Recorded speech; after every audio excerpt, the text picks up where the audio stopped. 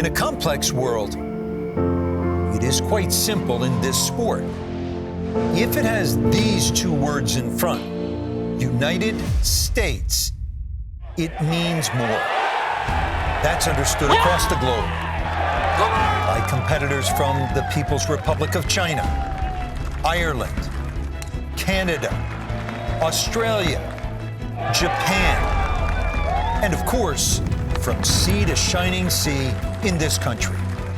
In this most extraordinary year, the United States Golf Association introduced a championship that inspired. It explored new territory, and for the first time, the last frontier. It returned to old classics and produced memorable winners. Beyond the great professionals and elite amateurs with professional promise, a mother, an optometrist, a young man diagnosed with autism at the age of 3, indomitable individuals, spirited teams. This year, as much as any, captured the essence of what it means to play this game. That it is a game for us all, wherever you're from, whoever you are. You want to compete? Let's get after it. Welcome to the USGA Year in Review 2022.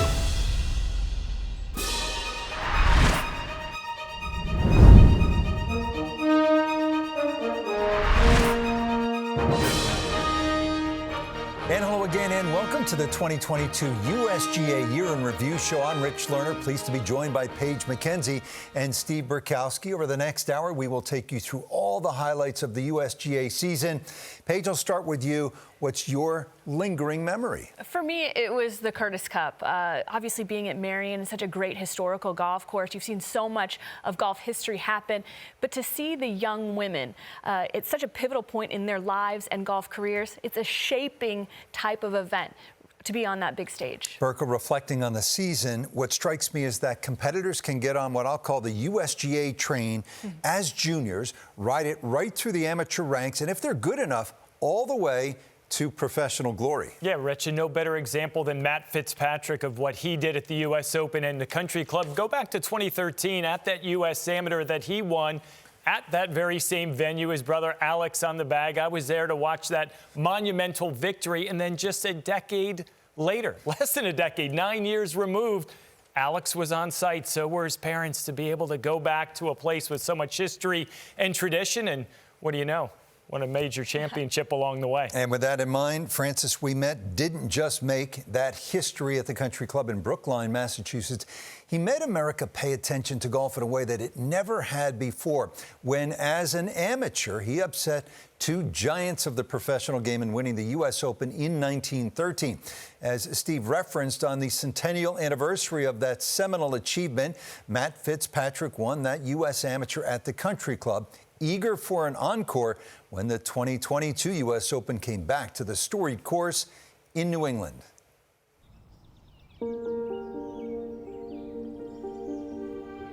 I can't believe it's 9 years ago, really. It's crazy how fast it's gone. I've played well around here before, so there's absolutely no reason why I can't do it again. More than anyone in the field for the 2022 U.S. Open, Matt Fitzpatrick was primed. Welcome to round one of the 122nd U.S. Open Championship. Against brand name superstars like Rory McIlroy, trying to break a nearly 8-year major championship drought. Just give yourself a putt for 10, 15, 20 feet for par. I feel like I'm putting well enough that I'll have a chance to make those. That's a massive putt for Rory McIlroy. Out quickly along with the usual gaggle of U.S. Open qualifiers with lesser profiles but still high-level talent. This is incredible, right? I love being in that situation. I love being nervous. I love my hands shaking. That's why we play the game.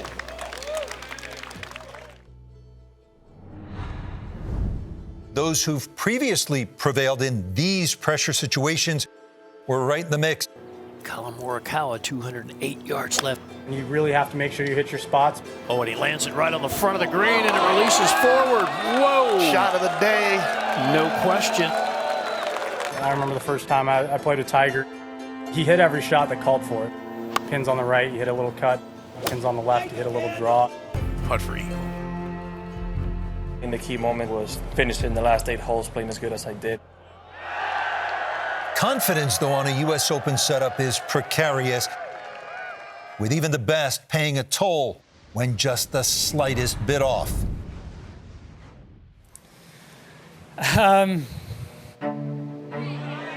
One of the toughest days on a golf course I've had in a long time. Uh-oh. Mistake you can't make, Paul. I just needed to grind it out, and I did on the back 9.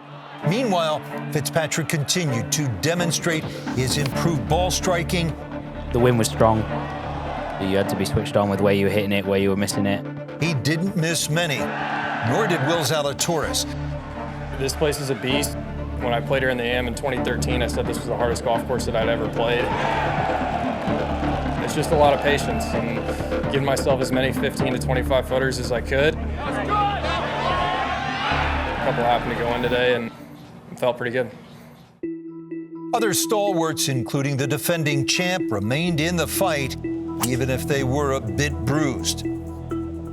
I think a lot of people are just going to be thinking about 18. If anything, it was maybe a choice or decision on the fairway bunker.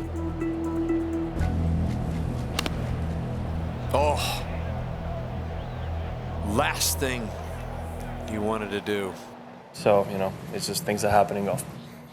A sentiment echoed by the current world number 1, Scottie Scheffler.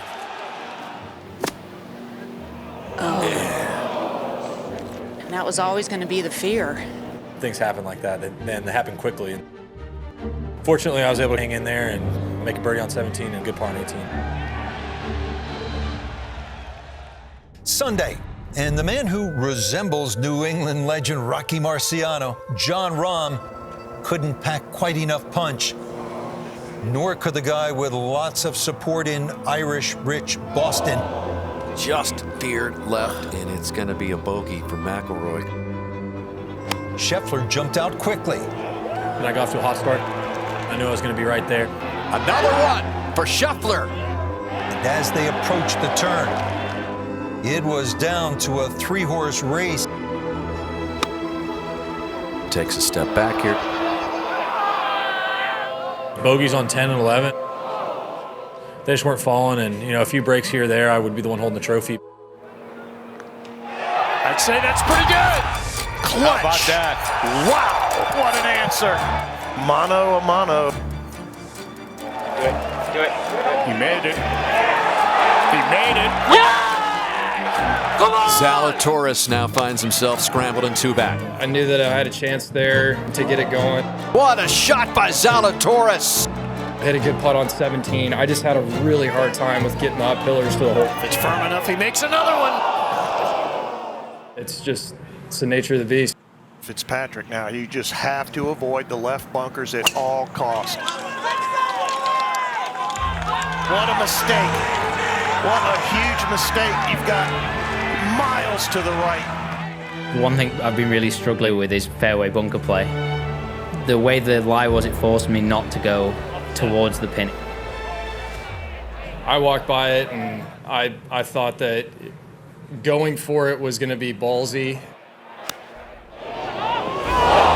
Big time clutch shot by Fitzpatrick. It's one of the best shots I've ever hit. Zalatoris to send it to that playoff. And Matthew Fitzpatrick is a champion again at the Country Club.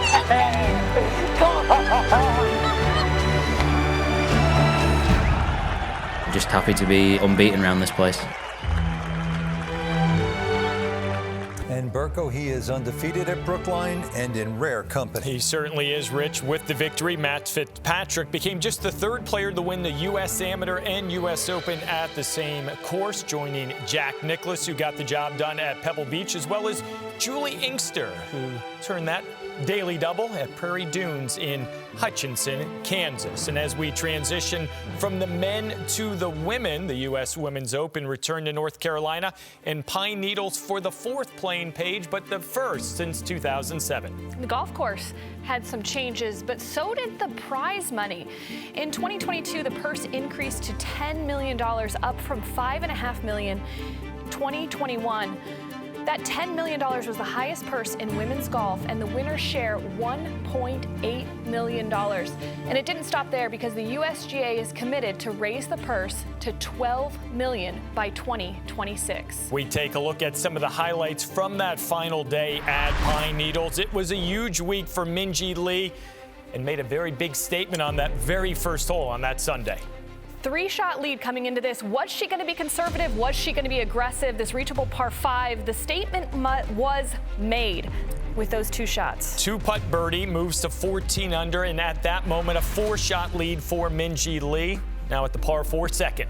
This proved to be a very challenging hole. A lot of players couldn't get aggressive with this hole location. One of the only putts to be made from the front of this green was Minjee Lee. Making it look easy. Birdie start on that championship Sunday. 5-shot lead, 15 under for Minjee Lee. Let's jump to the back 9, the par 4 12th, her second shot.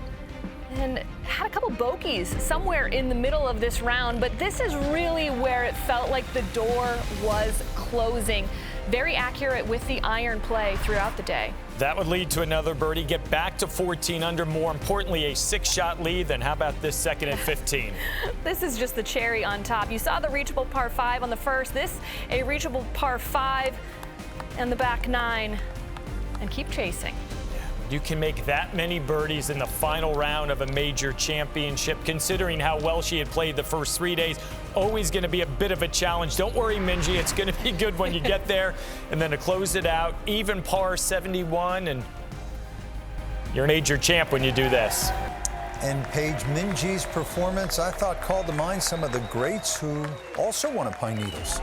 A lot of Pine Needles was about rewarding ball striking. A lot of US Opens are about rewarding ball striking. So when you take into account that the champions at this golf course were Christy Kerr, Annika Sorenstam, her countrywoman Kari Webb, 3 of the best in the game that got it done on this golf course. She's impressive, isn't she, Steve? She is, and I'm going to go back to the narrative we just had with Matt Fitzpatrick, Rich, of sometimes when you're younger, you burst onto that USGA championship scene, and that's exactly what Minjee Lee did in 2012 at the U.S. Girls Junior Lake Merced, just outside of San Francisco. And I remember interviewing her after that victory, and if we thought this was coming, that's exactly what she told me a decade ago.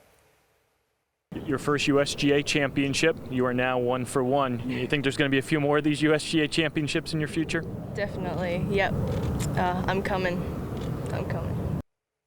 She came, she saw, she conquered, and a decade later, one of the very best in all of women's golf. But I think that's the fabric of these championships that you alluded to, Rich, off the top of the show, that you can meet a teenager for the very first time and say, we're going to keep an eye on them. Let's see how they progress. And to see what Minjee's done, Paige, a decade removed from that U.S. Girls Junior, it wasn't a surprise what we saw that week in 2012 in California. It wasn't considering her pedigree, but also considering her year and her season up until that point. She was the best ball striker on the LPGA Tour. And we know how these championships separate. And that was one of those parts of the conversation that happened that week was, can Minjee Lee really capitalize on what was a great ball striking year? And it was on the biggest venue in that year. You talked about siblings of the Fitzpatrick brothers. This is a great golf family that she comes from. Oh, yeah. You consider what her brother and her continue to do virtually every time they tee it up on a men's event or a women's event. You know, the apple doesn't fall far from the tree. But I want to go back to that interview in 2012. Like many times when you talk to a champion, very nervy. They're a teenager, if you will. They're excited. Maybe the cameras are a bit much. But I remember shortly thereafter, the performance coach from Australia reached out to me and said, send me that tape. She needs to learn when the cameras and mics are in front of her to do just a little better job. And that was someone that maybe had that foresight to say, Minjee Lee is going to be doing a lot of winners interviews, grabbing a lot of trophies. And lo and behold, I think that was pretty good foresight for people to realize Minjee Lee is going to be around Yeah, for a long, long time. No question. And her brother Minwoo, we may see him down the road contending, who knows, at a U.S. Open, Burko. Yeah, this possibility certainly there for Minwoo Lee. Minjee Lee has certainly done a great job as well. We're just getting things going. When we return, we'll take a look at the inaugural U.S. Adaptive Open. This and a whole lot more comes your way right after this.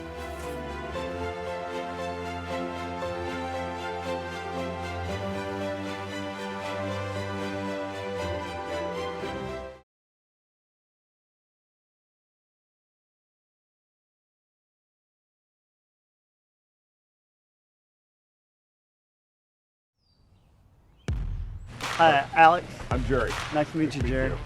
Make sure you count your clubs, identify your golf ball to your fellow competitors. Yeah, I'm a Bridgestone guy all the way, fellas. What does golf mean to you? It means life.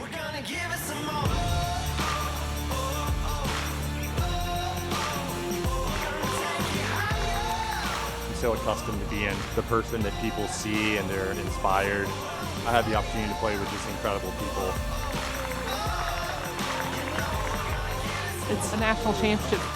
You have a golf tournament on the line. Canada's just not in the vocabulary.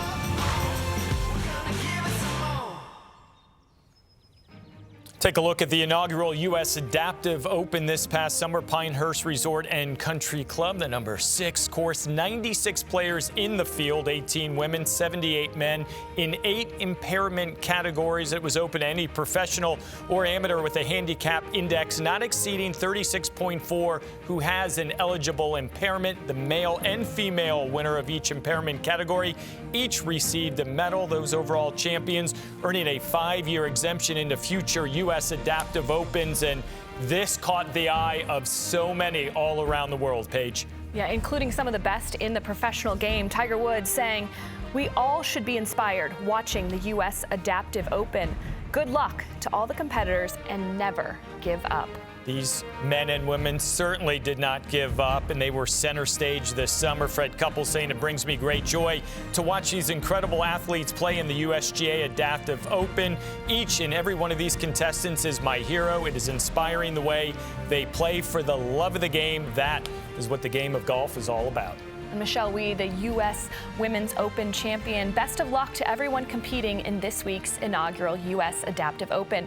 Pinehurst is a special place, and I couldn't think of anywhere more fitting to welcome these incredible group of athletes. Kim Moore won the women's overall. She was born without a right foot, clubbed left foot, but went on to play 4 years of college golf at the University of Indianapolis. And get this, is currently the head women's golf coach at Western Michigan University. Meanwhile, Simon Lee from the Republic of Korea won the men's division in a playoff. He was diagnosed with congenital autism developmental disorder when he was 3 years old. I love that moment. Celebrate other winners. Got a shout out to all of these: Connor Stone, Kathy Walsh, Felix Norman, Grace Ann Braxton, Chad Pfeiffer, Kim Moore.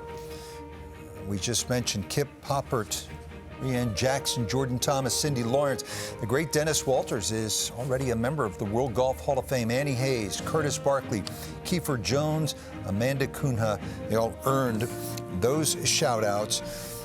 And again, the overall champion, Simon Lee. And well, here she is. And thrilled to be joined now by our overall women's champion, Kim Moore. Kim, thanks for being with us. And how cool is it to be the first U.S. Adaptive Open champion? Yeah, it's just very humbling. That's the word I always come to. It's really neat to just think about how my name will be the first on that trophy. It'll be the first in the Hall of Champions for the USGA for this event. And it's just pretty cool to be alongside those greats like Arnold Palmer and Tiger Woods and Annika Sorenstam. And, it's been a few months now, but it's still just as exciting as it was the first time I found out. Curious, Kim, what has been the early impact within the adaptive golf community of the USGA's initiative? Yeah, with the emergence of the USGA Adaptive Open, you're already kind of seeing how it has opened up doors for other people in the adaptive golf community and just opened up, opportunities that they didn't think were there. I played in the U.S. National Amputee Golf Championships in Orlando, Florida, and you could already see it there. There were more participation than there has been in that event. People understanding that it's something they can do, it's something they can enjoy, and just brings together just the community from across the country and around the world. You were born without a right foot. How did you come to the sport of golf, and what did you learn through the game? Yeah, honestly, I was not a big fan of golf, to be quite honest, at the beginning. I was a basketball player. As I grew into that game, I had to be a little more competitive. And so I wanted to play something I was a little more competitive in. And golf seemed to be a sport that I could do. It turned into my lifelong passion and my job, my career, and my life. Kim, congratulations, thank you, and continued success as the head coach at Western Michigan University. All the best to you, Kim. Thanks so much. Thanks for the opportunity, and thanks for the time. This one really inspired so many people, even beyond golf, which, as we know, is a sport that asks us to deal with it. A bad lie, unlucky break, a rainy, windy day. These athletes embody that get on with it spirit, that make the best of it, try your hardest with whatever you have. And that's not just a lesson page for all of us. I thought it was a gift, beautifully presented by the USGA and all those great competitors at the U.S. Adaptive Open. It's a good reminder, and it was a big stage and a great stage. And when I thought about the golf coming into the Olympics in 2016, I thought, what about the Paralympics? And very well could be down the line and in the future when you have an acceptance and inclusion at the biggest stages. And for a lot of people that were there that I had a chance to speak with, they said of all the things the USGA has done through the years, the decades, and the centuries, that this Adaptive Open might be the most meaningful contribution they have ever made to the game of golf. Only time will tell how it projects and moves forward, but considering the initial response, pretty heady stuff by the USGA in year one. Hard to argue with that. That it may have been the best thing they've ever done, Burko, and they've done a lot of great things in this game. They certainly have. We're going to look forward to watching a lot of that in the years to come. When we come back, we're going to take a look at the USGA's championship debut in the final frontier as we head to Alaska.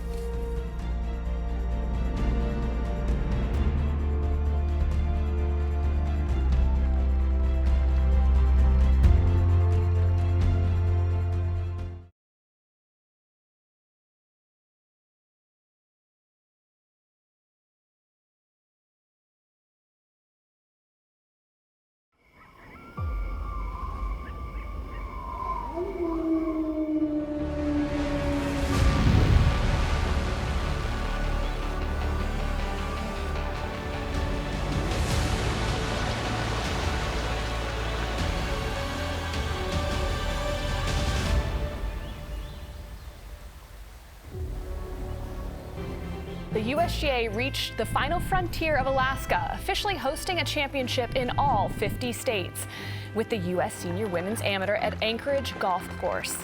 With her son Brett on the bag, Shelley Stouffer defeated two-time runner-up Sue Wooster 4-3 to become the fourth Canadian to win this championship. From the U.S. Senior Amateur, the U.S. Senior Open, 8-time USGA champion Joanne Carner teed it up for the last time at the U.S. Senior Women's Open. Big Mama shot her age of 83 in each of the first two rounds, putting a bow on an extraordinary career. And Rich Lerner, this is one of the best in the game and one of the greats in the game for a lot of reasons. One of the greatest players, one of the greatest characters. She actually grew up working a course in your home state of Washington, the town of Kirkland.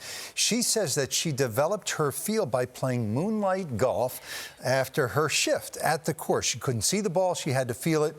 How about this? You talk about getting on that USGA train for a lifetime. First of her 8 USGA titles was a girls junior back in 1956. Then 5 U.S. women's amateur titles between 57 and 1968. She did not turn pro until she was 30 and then twice a U.S. Women's Open champion. You just don't see that these days, staying amateur for that long. You don't, and she really changed the face of women's professional golf with her choice to turn professional. An extraordinary woman, extraordinary legend in the game. And yeah, Burko, she is behind only, how's this, Bobby Jones and Tiger Woods tied with Jack Nicklaus, 8 overall USGA championships. As good as there ever has been in all of golf, not just women's golf, one of the very best. And one of the very best this year, Jill McGill. She outdueled the likes of Annika Sorenstam, Julie Inkster, and Laura Davies to win her 3rd USGA title. She had already won the U.S. Women's Amateur and the U.S. Women's Amateur Pub Links. And now, Paige, you can add U.S. Senior Women's Open title to the resume of Jill McGill. And she joins elite company, including Arnold Palmer and Jack Nicklaus, Tiger Woods, and, of course, Joanne Carner, who have won 3 different USGA events. Hers included the U.S. Amateur and the Pub Links before capping off her title at the U.S. Senior Women's Open. 3-time major champ Padraig Harrington can finally add his name to the USGA Hall of Champions, narrowly defeating 2019 champ Steve Stricker to become the 3rd consecutive player to win the U.S. Senior Open in his very first appearance. Great stuff by Harrington. Here's Rich with the champion. Well, always love talking to this guy. Padraig Harrington is with us. Padraig, you seem as enthused about golf as you ever have. Is that a fair characterization? And if it is, what is at the heart of your passion? I think it is a fair characterization. It's probably slightly different enthusiasm. I definitely was burnt out of the game 2016. I think everybody lasts about 20 years. Certainly the older careers used to be 20 years. So I would have been burnt out. I looked at coaching, bit of commentary even, and tried a few different things. Then COVID was really a big break for me. I took time off and realized that I really like golf, and could I manage to keep playing, but in a different way. Yeah, one of the best things about getting older is a little bit of perspective. Padraig, I was on the call the week of the U.S. Senior Open at Saucon Valley, and what sticks with me is the sound of those vigorous practice swings you were making. What's behind that approach? I've worked on speed for 20 years.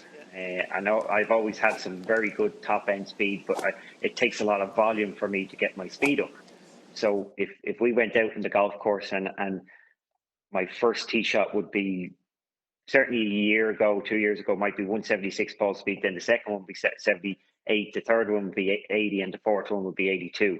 So the 3 practice swings are trying to mimic those first 3 swings, so that my highest speed is generally the 4th swing. So that's where I'm at. Padraig, what's the significance of having a USGA trophy to go with the 2 Claret Jugs and the Wanamaker trophy that you've won?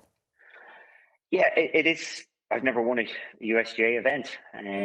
Wouldn't have played that many, but the US Open was a good event for me. I know I won the other majors, but the US Open I felt always suited my game. I had a lot of good runs in the US Open. Winning the Senior Open, brilliant.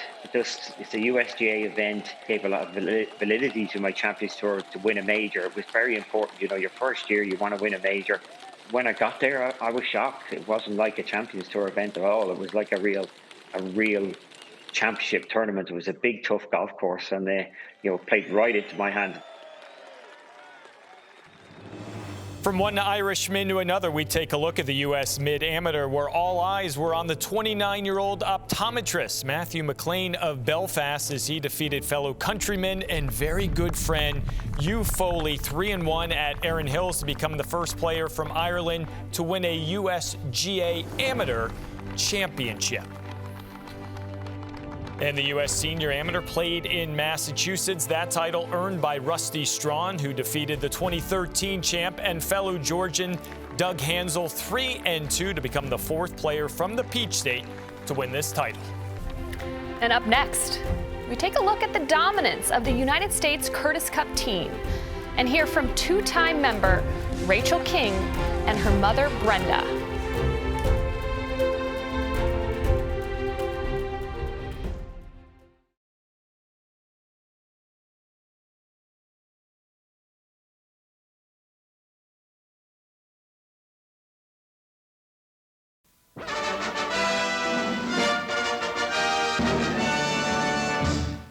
It's the National Open Golf Tournament at Marion in Ardmore, Pennsylvania.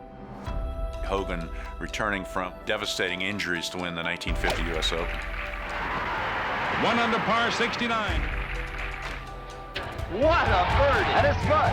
And Lee Trevino moves ahead. It's another birdie. They're playing great golf. The triumph for this man. To all those Marion memories, add this one. The day Down Under finished on top. Look to the heavens. Dustin Rose is a U.S. Open champion. USGA continuing to advance the women's game. Curtis Cup at an American Treasure Marion, first time since 1954. And the U.S. held a commanding 5-point lead going to Sunday. They win 7 of the 8 points available in singles. A resounding 15.5 to 4.5 victory for the second year in a row. Rachel Keane delivering the clinching point. Paige, you covered it. It was an absolutely dominant performance by Team USA, and they've been dominant as of late in the Curtis Cup. They lead the series 31-8-3. And Rich, now you're joined by a pair of U.S. Curtis Cup champions.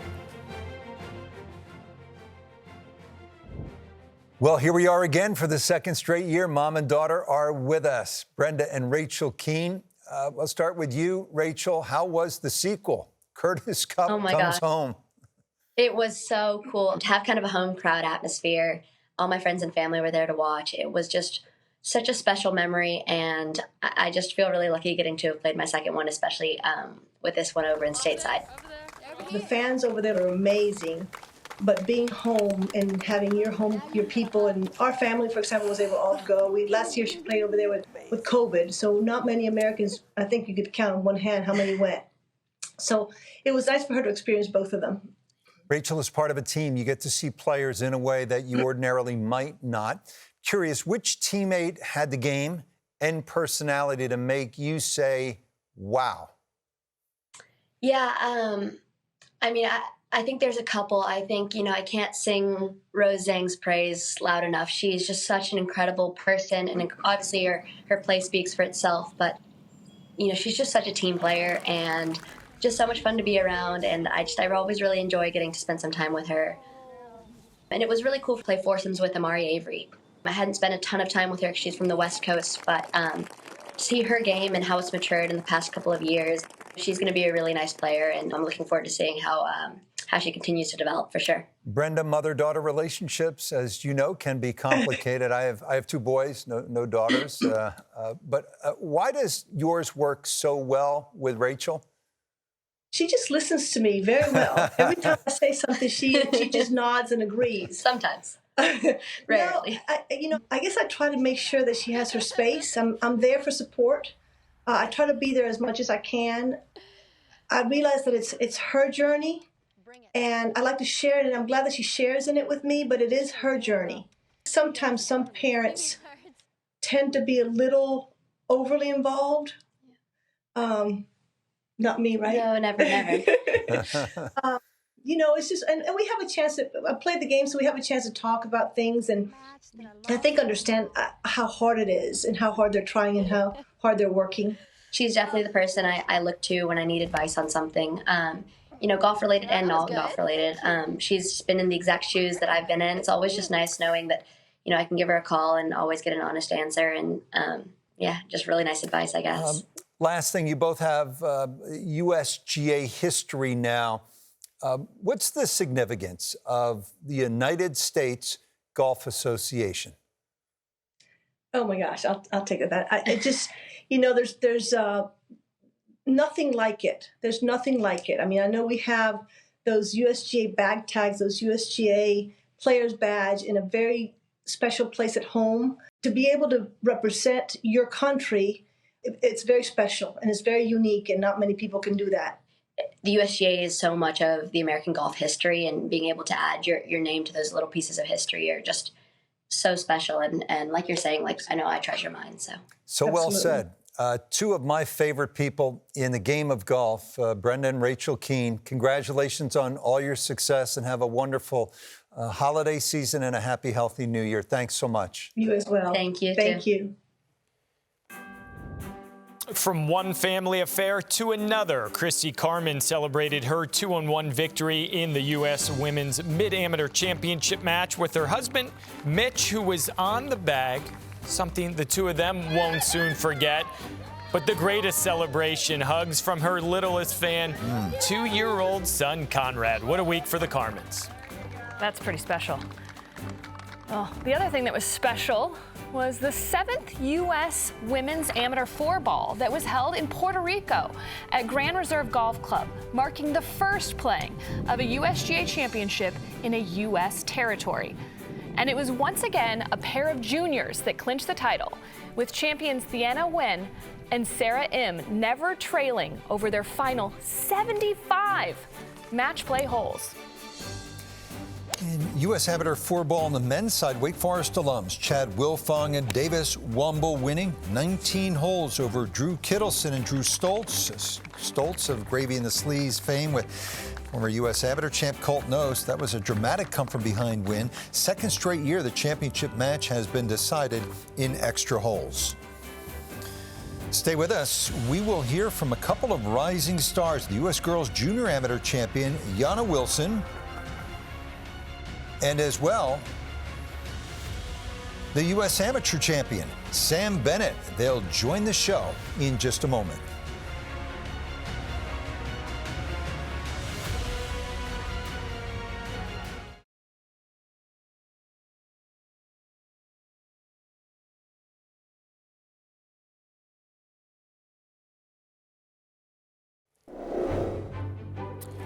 History was made this year at the U.S. Junior Amateur at Bandon Dunes when 17-year-old Wenyi Ding defeated Caleb Surratt to become the first male from the People's Republic of China to win a USGA championship. Ding was 8 up with 8 to go. Surratt tried to mount a late charge. Ultimately, Wenyi Ding holding on for a 3-2 victory. In 2021, Yana Wilson made it to the quarterfinals of the U.S. Girls Junior, falling to the eventual champion, Rose Zhang. But this year, redemption was hers as she advanced to the final match, defeating Gianna Clement 3-2 to etch her name on the Glenna Collette Vare Trophy. And Yana's with us now. She is one of the dynamic young players in the game. Yana, thanks for being with us. You win, and I mean a lot, over 100 tournaments. Beyond good mechanics and fundamentals, what goes into being a winner? So much preparation. You know, there's so much practice, and you know, it's a lot of hard work. Just repeating shot over shot, and just trying to do the right thing at all times, and just doing the things that work.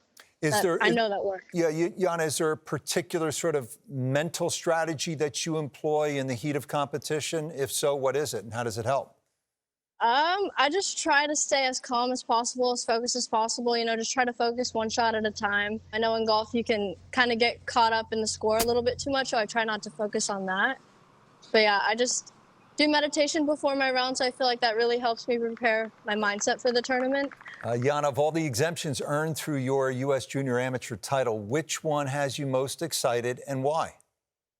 Definitely the U.S. Open. You know, this year is going to be the year of returning of the champion, so I'm very excited to be there. And it's also going to be hosted at Pebble Beach, which is unreal. And that course is obviously amazing. So I'm very excited to play there and compete against the world's best. Yana, lastly, what was behind that little handshake with your caddy, Tate Hanks? You know, we just kind of did it. I think we came up with it at dinner one night, and, you know, it just kind of stuck. It gave us both a kind of a good feeling when we did it, and I guess I just kept making birdies after doing it, so we just kept doing it, I guess. Yeah, you're not a high-level athlete these days if you don't have some intricate handshake thing going on, right? Yeah, no, that handshake was special. It was something different, something awesome. Yana, congratulations on all you've accomplished, and we look forward to covering you in the months and years ahead. Way to go. Thank you so much. Thank you. The 2022 U.S. Women's Amateur was held at Chambers Bay, and it was 17-year-old Saki Baba who found herself hoisting the Robert Cox Trophy. Baba becoming just the second player from Japan to win a USGA championship in dominant fashion, 11-9 over Monet Chung in that final match. And Rich, you and I were part of that broadcast that week just outside of Seattle, and the name Saki Baba resonated with everyone that tuned in. But some of the numbers throughout the course of the week, that 11-9 victory, she was 9 under par in 27 holes in that championship match, played just 106 holes all week, the second fewest by an eventual champion since 1973. And I think about what our colleague Morgan Pressel said on the call. Maybe we are seeing the beginning of greatness that particular week in Washington State. Everywhere I went in the days after that U.S. Women's Amateur, all I heard was, I love the name, Saki Baba. And what a player. Combination of grace and unrelenting precision. It was a sight to see. From one great performance to another, Sam Bennett, the fifth-year senior at Texas A&M, navigated a gauntlet of highly ranked opponents in the U.S. Amateur at Ridgewood Country Club, winning an emotional title match, one up over Ben Carr, earning the Havemeyer Trophy.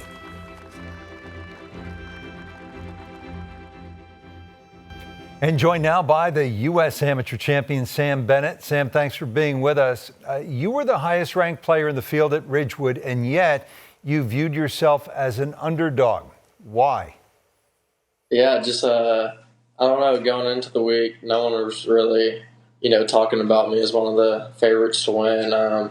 I know I didn't, I had a pretty light summer. I chose not to play many tournaments, but I just thought I kind of got overlooked, and I kind of knew how well Ridgewood suited my game if I could just make it to match play. Sam, yours was one of the greatest and hardest runs to a title. On your way to the final, you can see it here. You beat 5 guys ranked on average 13th in the world. Big names like Fred Biondi, David Poosh, Stuart Hagestad, and Dylan Minetti. When asked about it, you replied, quote, "They're great players, but I'm a better player," end quote. What was the reaction to that comment, and why are you comfortable putting out a statement that could be construed as cocky? Yeah, I just had a lot of confidence. I grew up on a 9-hole course where you're kind of, hitting that dirt, and like Hogan said once, you learn the game in the dirt, and you're the only one that can fix it. And I think that helps me is when I get in those situations is if something's not going right, being able to fix it on my own. But yeah, it's homemade. Never had a lesson. I learned golf. What's the significance, Sam, of your tattoo? Oh yeah, it's just the last thing my dad said to me. One of the last things he said, and I got it tattooed on my arm. Yeah, when your dad passed, honored his memory in the most beautiful way. What's next for you, Sam? I'm definitely excited to get to Augusta in April. Sam, you feel as though you can make a real impact at the Masters, maybe even contend? Yeah, it was kind of funny. I was telling my cousin last night, we were watching old Master highlights, and he said it'd be cool if you got low-am and got to be in Butler Cabin with the winner. And I said, why can't I just not win that thing? So I think there's definitely a chance, and I'll be well prepared going into that week. Like that attitude. Sam, congratulations on all your success, and we wish you the best going forward. Thanks, Rich.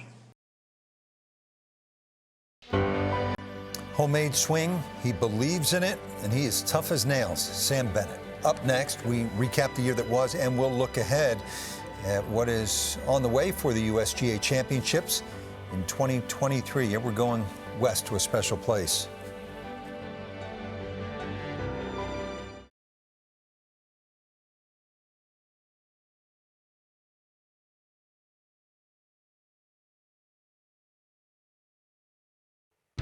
Take a look at some of the other notable championship sites for the USGA in 2023. The 4-ball in the state of South Carolina at the Kiowa Island Club. The U.S. Open at LA Country Club.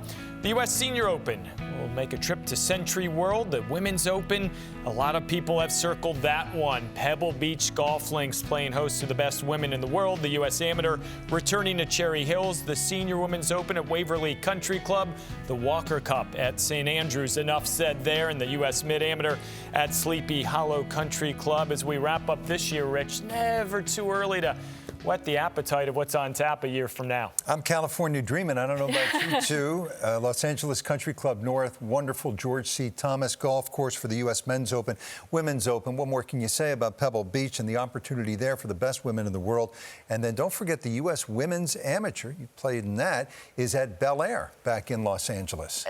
A wealth of golf courses in California to choose from, but my eye is on a couple courses outside of the state of California.